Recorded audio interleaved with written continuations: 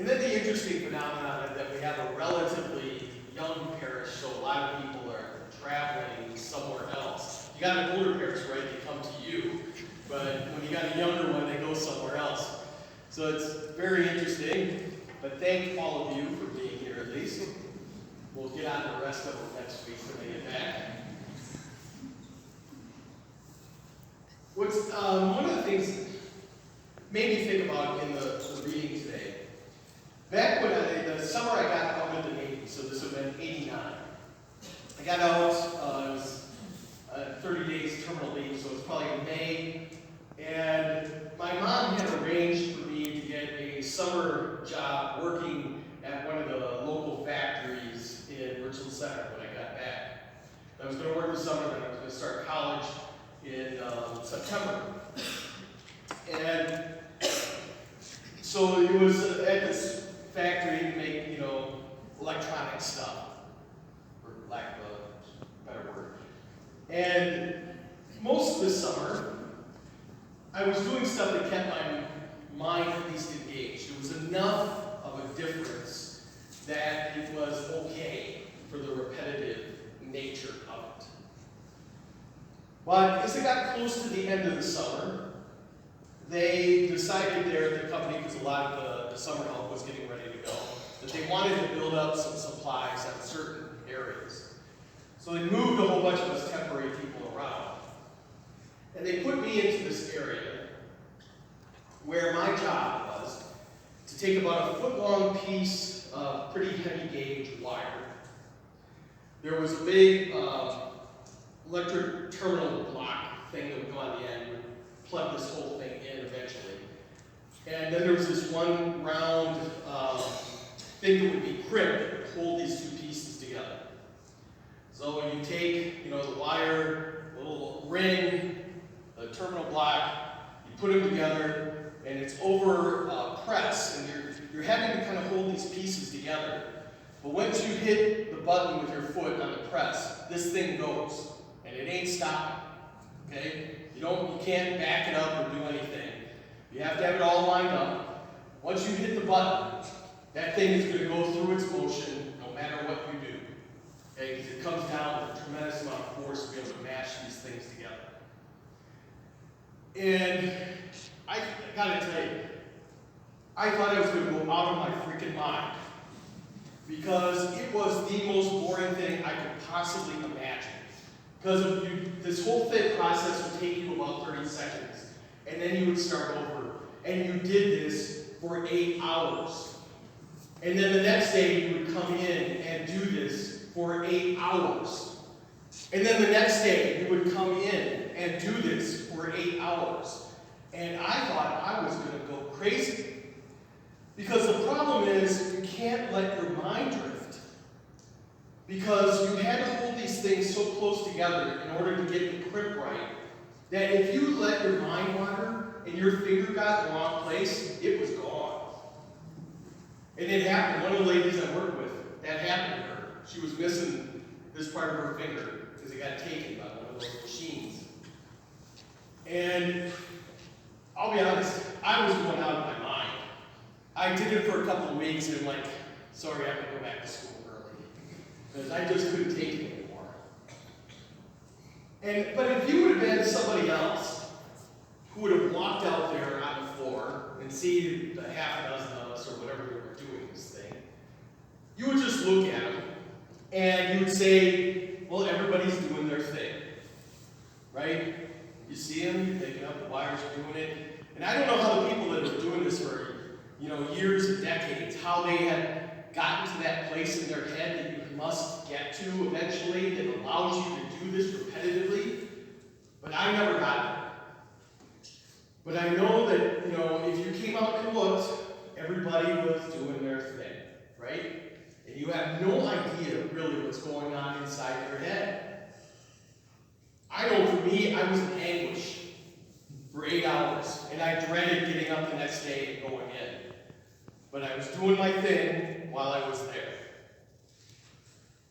How often, right, can we look at people and, if you were looking at them from the outside view, everything just seems fine.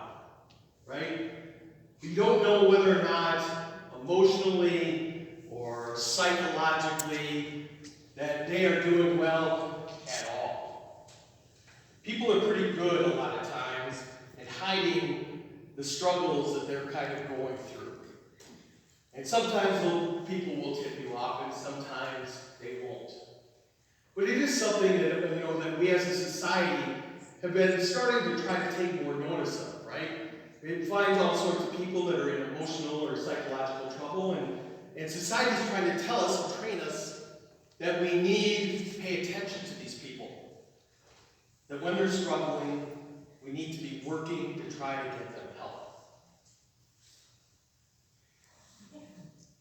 I think part of the message of the gospel is not just looking for people who are struggling with mental and emotional, psychological health, but also their spiritual health.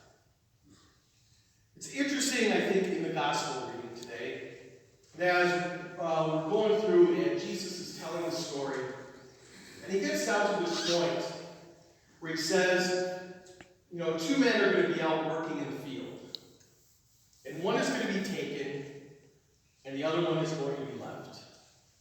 And two women are going to be working at the mill. And one of them is going to be taken, and the other one is going to be left. And if you were looking just at the outside, they may look exactly the same. Both doing the same thing, both doing the same job. But one of them had been doing what God had asked, and the other had not. It's an important part of our faith to understand that not everybody is going that way. Some of us are not. We've kind of got to this place in society now where we've rationalized within ourselves that everyone is going to be okay. So therefore you can go off and do whatever you want, because in the end, it's going to be fine. The warning of the gospel is, that's not true. Some of us are going the way we want to go, and some of us are not.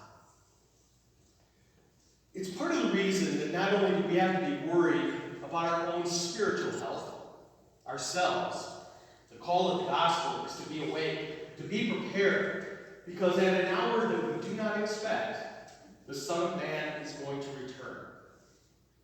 But we also need to move beyond just our concern for our own spiritual health and worry about the spiritual health of others. The other person who is sitting out there in the field, the other person who is sitting in the mill, the other person who's also going crazy putting stuff together, we need to be concerned about them too. We can take this and look at it as a selfish thing, that we need to be concerned about what we do in preparation for the coming of the Son of Man.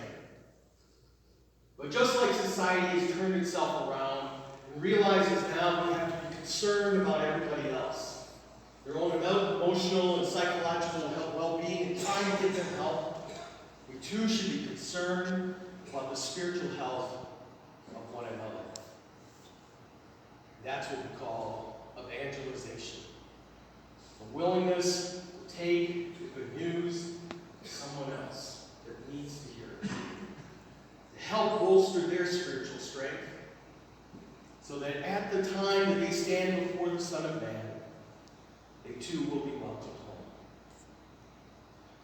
Two will be working in the field. One will be taken, the other will be left. One will be at the mill, one will be taken, one will be left.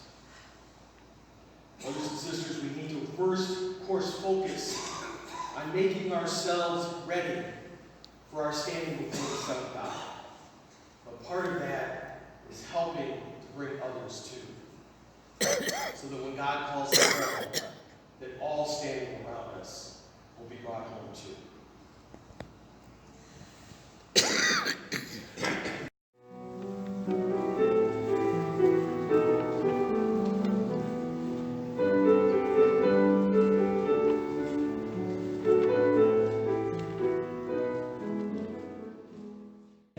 The hope of the peoples. He is the wisdom that teaches and guides us. He is the Savior of every nation. Lord God, let your blessing come upon us as we light the candles of this wreath. May the wreath in its light be a sign of Christ promised to bring us salvation. May he come quickly and not delay. We ask this through Christ our Lord. Amen.